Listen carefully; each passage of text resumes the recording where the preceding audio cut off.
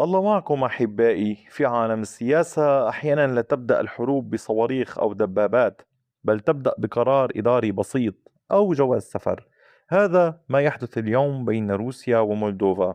الرئيس الروسي فلاديمير بوتين وقع قرارا يسمح لسكان إقليم ترانسنستريا بالحصول على الجنسية الروسية بسهولة غير مسبوقة، دون الحاجة للإقامة أو حتى اللغة. في المقابل، رئيسة مولدوفا اعتبرت الخطوة رسالة سياسية غاية الأهمية، وربطت بين هذا القرار وبين حاجة روسيا المحتملة لموارد بشرية في حرب أوكرانيا. لكن بعيدا عن التصريحات، السؤال الأهم هو: هل نحن أمام خطوة قانونية عادية أم بداية تصعيد جيوسياسي جديد في أوروبا الشرقية؟ ولماذا تعتبر ترانسنستريا واحدة من أكثر النقاط أهمية في محيط أوكرانيا ومولدوفا؟ في هذا الفيديو سنتحدث عن الأمر. ترانسنستريا هي أقليم ضيق شرق مولدوفا، كما تلاحظون هنا باللون الأحمر، ضمن مولدوفا التي هي باللون الأصفر، طبعا على الحدود مع أوكرانيا من الجهة الغربية. وبعد انهيار الاتحاد السوفيتي أعلن الإقليم انفصاله بدعم سياسي وعسكري من روسيا، واندلع نزاع مسلح قصير في بداية التسعينيات، ومنذ ذاك الوقت بقي الوضع مجمدا. الإقليم خارج سيطرة حكومة مولدوفا، لكنه غير معترف به دوليا، وتوجد فيه قوات روسية منذ عقود، إضافة لأحد أكبر مخازن الذخيرة في وقت سابق. هذا النوع من المناطق يعرف في السياسة الدولية باسم الصراعات المجمدة، أي أنها ليست حربا نشطة بالكامل، لكنها أيضا ليست سلاما حقيقيا. وبالتالي يبقى السؤال: لماذا تتحرك روسيا الآن؟ قرار تسهيل منح الجنسية الروسية لا يأتي من فراغ. هناك عديد من التفسيرات المطروحة في التحليل: إما تعزيز النفوذ السياسي، منح جنسية يمكن أن يزيد ارتباط السكان بروسيا قانونيا وسياسيا، ويمنح موسكو أوراق ضغط إضافية في أي مفاوضات مستقبلية.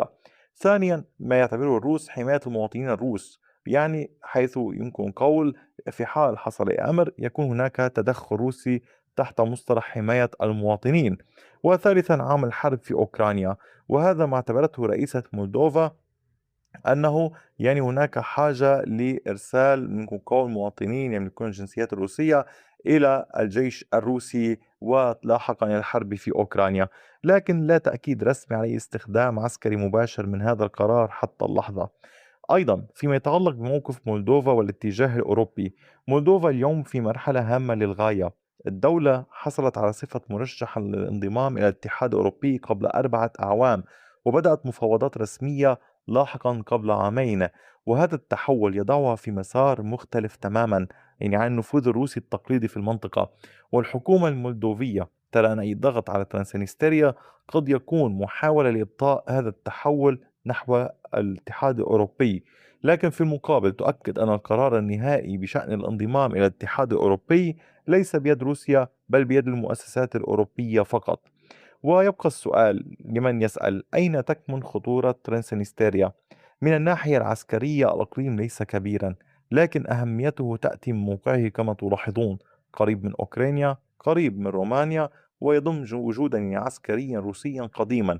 أي توتر هناك قد لا يبقى محليا، بل قد يمتد سريعا إلى المحيط الإقليمي. ولهذا تراقب أوروبا الوضع بحذر، ليس بسبب حجم الإقليم، بل بسبب أهميته الجغرافية والسياسية. البعض قد يسأل: هل نحن أمام تصعيد فعلي؟